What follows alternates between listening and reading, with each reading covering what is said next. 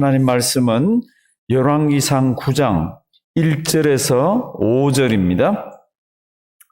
구약성경 528면 열왕기상 9장 1절에서 5절 5절 뒷부분 읽으실 때 이렇게 읽도록 합니다. 5절 제일 마지막 너의 이스라엘의 왕위를 영원히 견고하게 하려니와 이렇게 되어 있는데 영원히 견고하게 하리라 이렇게 문장을 끊어 만들도록 하겠습니다. 그리고는 그 다음 성경 구절은 그러나 만일 이를 이렇게 하면 이렇게 시작되어 있습니다. 그러니까 우리가 1절에서 5절 읽을 때 5절 뒷부분 영원히 견고하게 어떻게 해요? 하리라.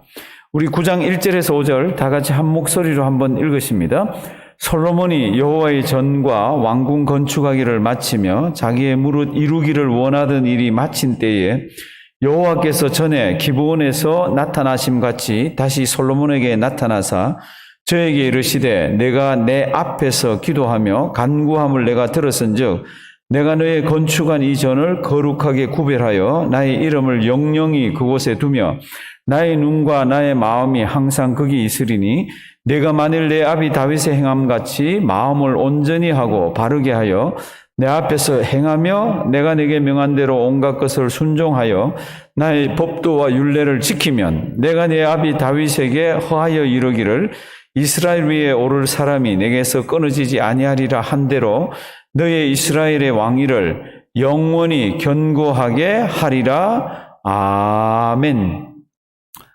오늘 성경 말씀 정말 잘 보셔야 합니다. 평범한 내용이 들어있지만은요, 하나님께서 이 말씀을 우리에게 주신 귀한 의미가 있습니다. 이 말씀을 언제 주셨습니까? 9장 1절 한번 보실래요? 1절 솔로몬이 여호와의 전과 왕궁 건축하기를 마치며 자기의 무릇 이루기를 원하는 일이 언제요? 마친 때에. 이때가 언제쯤입니까? 솔로몬이 왕이 되고 난 뒤에 한 20년이 지났습니다. 숫자까지 다 이렇게 연구하는 학자들은 한 24년이 지났다고 그럽니다. 그러면 24년 동안에 성전을 다 지었습니다. 그 24년 동안에 자기 왕궁을 다 지었습니다. 그 24년 동안에 국가가 안으로는 아주 튼튼해졌습니다. 그리고 밖으로는요, 무역이 그리고 주변 국가와 관계가 모든 것들이 아주 단단해졌습니다. 그때 하나님께서 나타나셨습니다. 왜 나타나셨습니까? 그때가 제일 교만하기가 쉽고, 그때가 제일 사치가 극에 달하기가 쉽고, 그때가 와이프들도 많이 얻었잖아요. 그러니까 이방 문화가 가장 들어오기 쉬울 때입니다. 그러니까 하나님께서 예루살렘 성전과 왕궁과 그다음에 모든 것들이 원하던 것이 다 이루어진 그때에 하나님께서 나타나십니다. 그래서 이제 요걸 잘 기억하시고요. 2절 보십니다. 여호와께서 전에 어디에 나타났습니까? 기브온에. 기억나시죠? 기브온이라는 산당에서 일천 번제를 드렸습니다. 저 앞에 보시면 한참 옛날입니다. 일천 번제를 드렸을 때 꿈에 나타나셔가지고 내가 너에게 무엇을 해줄꼬 이렇게 물었잖아요. 그렇죠? 그때 솔로몬이 다른 거 다 말고 하나님 나라를 잘 다스리려면 뭐가 필요하다 그랬습니까? 지혜가 필요하다 그랬습니다. 그때 나타나시고 나서 이제 또다시 솔로몬에게 나타나셨습니다. 그러니까 세월이 한참 지났습니다. 왜 이때 나타나셨습니까? 이때가 솔로몬이 제일 넘어지기 쉬울 때입니다. 어떤 때인데요? 성전을 다 지었습니다. 어떤 때인데요? 왕궁을 다 지었습니다. 아시잖아요. 재료가 다 나와 있잖아요. 그거 뭐 보기만 해도 아주 막 가슴이 쿵쿵 뛰고 좋은 재료들을 다 사용했습니다. 그리고는 자기 원하던 일이 다 이루어진 그때입니다. 그때 기브온에 나타나시고 나서 그 다음에 또 나타나셔서 2절 여호와께서 전에 기브온에서 나타나신 같이 다시 솔로몬에게 나타났습니다. 그러면서 이제 주시는 말씀 3절 잘 보시길 바랍니다. 저에게 이르시되 내가 내 앞에서 기도하며 간구함을 내가 들었은즉 이거 솔로몬 성전 봉헌할 때 했잖아요. 그리고는 하나님이 거기에 대한 말씀을 안 하고 있습니다. 그리고는 13년 동안 자기 궁을 지었거든요. 그러니까 한참 뒤에 하나님이 나타나신 이유가 뭡니까? 모든 성경을 연구하는 분, 그리고 저도 이때가 가장 솔로몬이 넘어지기 쉬울 때예요. 가장 말씀에서 떠나기 쉬울 때입니다. 3절 저에게 이르시되 내가 내 앞에서 기도하며 간구함을 내가 들었은즉 내가 너의 건축한 이 전을 거룩하게 구별하여 나의 이름을 영영히 그곳에 두며 나의 눈과 나의 마음이 항상 거기 있으리니. 성전을 잘 지었습니다. 맞다, 잘 지어서 내가 거룩하게 하고 내가 거기 거한다, 영원히. 그럼 그 다음 무슨 말이 나와야 됩니까? 우리가 생각하는 거하고 다른 말이 나옵니다. 지금 한번 보실래요? 성전이 자리를 잡았습니다. 그리고 지성소에는 하나님이 이 땅에 임재하신다는 언약궤가 지성소의 자리를 잡았습니다. 그리고 지성소 위에는 은혜 주시는 시온소가 이렇게 있습니다. 그럼 다 된 거 아니에요? 그런데 하나님이 이렇게 얘기합니다. 내가 너희 가운데 가까이 있지. 그렇잖아요. 예루살렘 성전이 있는데 그 가까이 있잖아요. 내가 너희 가운데 가까이 있지. 네. 그러면은 그 가까이 있는 것만으로, 이게 다 지은 것만으로, 그 자리에 법궤가 들어가 있는 것만으로 나를 성전에서는 안 된다는 겁니다. 그 다음 나오는 굉장히 귀중한 말씀이 이제 4절. 내가 만일 내 아비 다윗의 행함같이 무엇을요? 마음을 온전히 하고 바르게 하여, 지금부터 잘 보십시오. 내 앞에서 어떻게 해요? 행하며 내가 내게 명한 대로 온갖 것을 어떻게 해요? 순종하여 나의 법도와 율례를 어떻게 해요? 지키면. 이 지금 현장에서는 설교 제목이나 이런 게 나아가질 않지만 우리 가정에서 예배드리는 분들은 오늘 제목이 행하며 순종하며 지키면 이렇게 되어 있습니다. 행하며 순종하여 지키면. 지금 이스라엘 백성들에게는요, 하나님이 가장 가까이 계십니다. 성전에, 성전 지성소에, 캄캄한 지성소에, 언약궤, 그리고 거기에서 하나님이 만나주겠다는 장소적으로, 그리고 공간적으로 아주 가까이 계십니다. 내가 가까이 있는 게 너희에게 복받는 게 아닌 겁니다. 이스라엘 백성들이 복받는 비결, 솔로몬이 하나님 아버지 앞에서 은혜 받는 비결은 성전이 가까이 있다, 성전을 다 지었다, 지성소에 법궤가 있다, 이게 아니라 내가 너에게 해준 거를 다 그대로 행하며 지키며 그대로 순종하면서 살면은 그게 복이라는 겁니다. 다시 4절 한번 보십니다. 너무너무 중요합니다. 오히려 성전을 다 짓고 자기 왕궁을 다 짓고 하면 교만해지기 쉽습니다. 성전을 지었는데도, 하나님이 가까이 계신데도. 그러니까 하나님이 뭐라고 얘기하십니까? 4절. 내가 만일 내 아비 다윗의 행함같이 무엇을요? 마음을 온전히 하고 바르게 하여 내 앞에서 어떻게 해요? 행하며 내가 내게 명한 대로 온갖 것을 어떻게 해요? 순종하여 나의 법도와 율례를 어떻게 해요? 지키면, 이렇게 되어 있습니다. 그러면 복을 주겠다는 겁니다. 그러면 흔들리지 않는다는 겁니다. 그러면 온 우주를 지으신 참 영원하신 무한하신 그 하나님이 너와 함께 하시겠다고 그럽니다. 사랑하시는 성도 여러분들, 이 말씀 잘 기억하길 바랍니다. 성경은 끊임없이 율법을 지킬 것을, 율법대로 행할 것을 이렇게 얘기합니다. 그러면 율법 준수의 표준이 뭡니까? 율법을 지켜야 됩니다. 그럴 때 그 율법 지킴의 표준이 뭡니까? 신명기 6장 5절 가면 쉐마가 있습니다. 쉐마 이스라엘, 그러고 시작하는 그게 있습니다. 신명기 6장 5절을 보면요, 마음을 다하고 성품을 다하고 힘을 다하여 내 하나님 여호와를 사랑하라. 이게 율법 준수의 표준입니다. 그러니까 지금 성전을 다 지었다, 지성소에 언약궤가 들어갔다, 그게 문제가 아니라 하나님이 너희와 가까이 있느냐? 그러면 그 하나님을 어떻게 해요? 마음을 다하고 성품을 다하고 힘을 다하여 뜻을 다하여 그 하나님을 섬기라는 겁니다.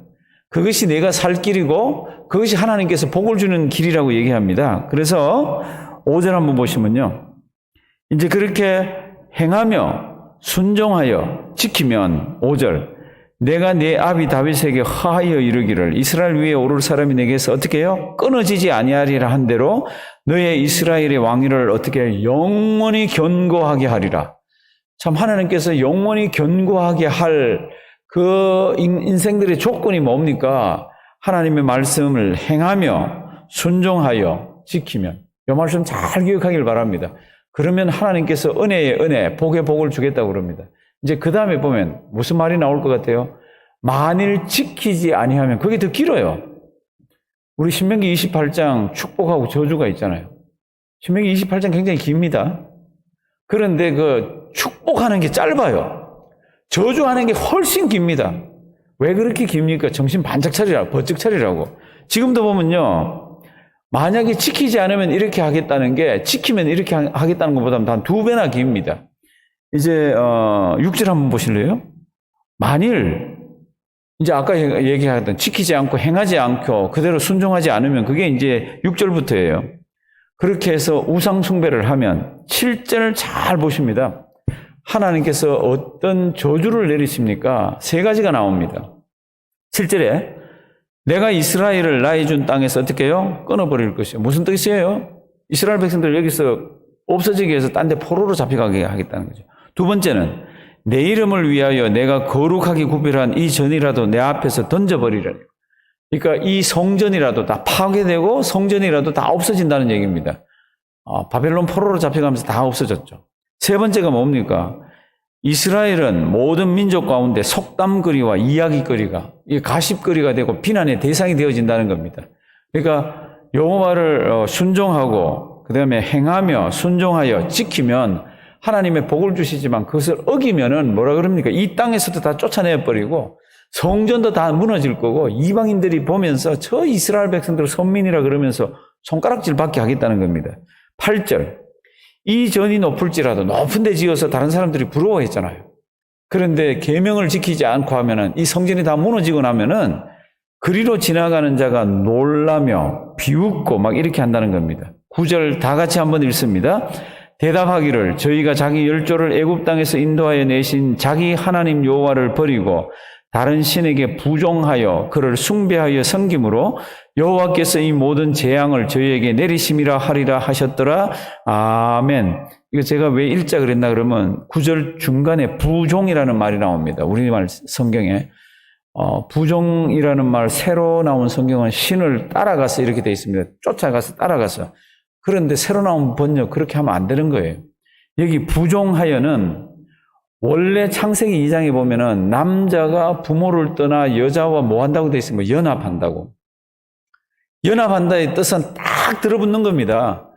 남자가 여자하고 한 몸을 이룬다 그랬잖아요. 근데 이 접착제로 종이를 벽에다가 딱 갖다 붙이면 뗄 수가 없습니다. 그 정도로 딱 이렇게 붙어 있는 거를 연합하여라는 씁니다. 근데 그 연합하여라는 단어하고 똑같은 단어가 여기 부종하여입니다. 그러니까 너희가 만약에 나를 버리고 나를 떠나서 이방신과 딱 붙어서 이방신을 그렇게 마음과 뜻과 정성을 다해서 그렇게 쫓아가면은 그런 의미예요. 그러니까 그냥 따라가는 게 아닙니다. 그냥 섬기는 게 아니에요. 온 정성을 다 쏟아가지고 이방을 섬기게 되는 그런 때가 있는 겁니다. 그러니까 하나님 그걸 그렇게도 싫어하세요. 그렇게 하나님 섬기지 말라고. 그러니까 오늘 제목이 뭐라 그랬습니까? 4절에 있다 그랬습니다. 행하며 순종하여 지키면 무엇을? 하나님의 계명을. 그럼 내가 복을 주겠다는 겁니다. 뒷부분 모르셔야 됩니다. 근데 성경이 재밌는 게 있습니다. 이제 10절부터 보면은 얼른 한번 볼게요. 솔로몬이 7년 동안 성전을 지었습니다. 그리고 자기 궁전을 13년 동안 지었습니다. 20년 이상을 두로에 있는 히람이라는 왕이 제목을 갖다 대고 그 다음에 기술자를 갖다 대고 막 얼마나 20년 이상을 고생을 하면서 수고했는지 모릅니다. 그 대가로 성경을 보면은 곡식을 주었어요. 저 앞부분에 보면. 그리고 10절 보면 얼른 한번 봅니다. 솔로몬이 두 집 곧 여호와의 전과 왕궁을 20년 만에 건축하기를 마치고 갈릴리 땅의 성읍 20을 히람에게 주었으니 이 히람이 두로의 왕입니다. 이제 그 이유가 뭡니까? 11절 뒷부분 백향목과 잣나무와 금을 지공하였으며 지공은 제공입니다. 그랬더니 히람이 갈릴리 지역에 성읍 20개를 주니까 두로 왕이 이제 와서 봅니다. 20개를.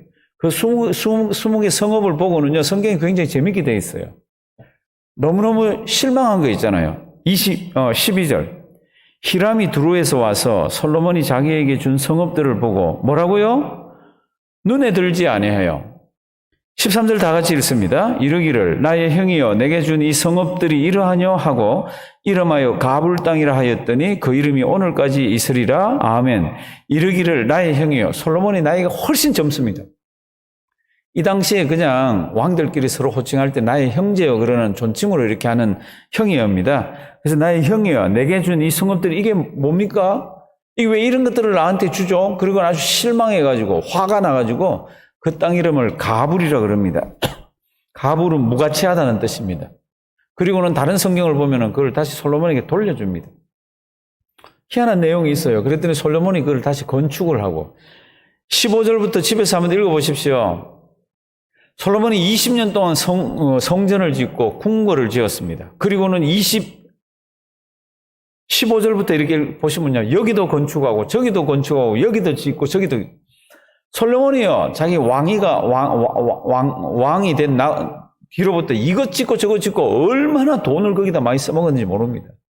우리는 솔로몬이 망할 징조를 거기에서 이렇게 보게 됩니다. 에너지를 어디에다 다 쏟았습니까? 초창기에는 하나님 지혜 달라고 하나님 뜻대로 다스린다 그랬는데 조금만 지나가면요. 전부 짓는 데다가 에너지를 다 붓고 있습니다. 그런 솔로몬에게 이제 제일 잘 살 때, 제일 교만하기 쉬울 때 하나님이 나타나셔서 뭐라 그럽니까? 내가 너에게 준 그 계명을 행하며 순종하여 지켜야 복을 받는다고. 오늘도 이 말씀 잘 기억하시고요. 우리에도 복 받는 방법은 하나님의 말씀대로 사는 겁니다. 그것을 행하며 지키며 순종해야 주님의 은혜가 임합니다. 우리 가정마다 오늘부터 또 주님 앞에 설 때까지 그런 아름다운 신앙생활하는 우리가 되기를 주님의 이름으로 부탁드립니다. 살아계신 하나님, 귀한 말씀 주셔서 감사드립니다. 세상에 아무리 좋은 것들이 있고 의지하고 싶은 것들이 있어도 오늘 주신 말씀 가슴에 잘 담고 참 우리가 교만해지기 쉬울 때에 주님 말씀 따라 승리하는 우리 되게 해 주시옵소서. 가정마다 기도의 제목들이 많습니다. 하나님 기억해 주시옵시고 때가 될 때마다 이루어 주셔서 크신 영광 거두어 주시옵소서. 예수님의 이름으로 기도드리옵나이다. 아멘.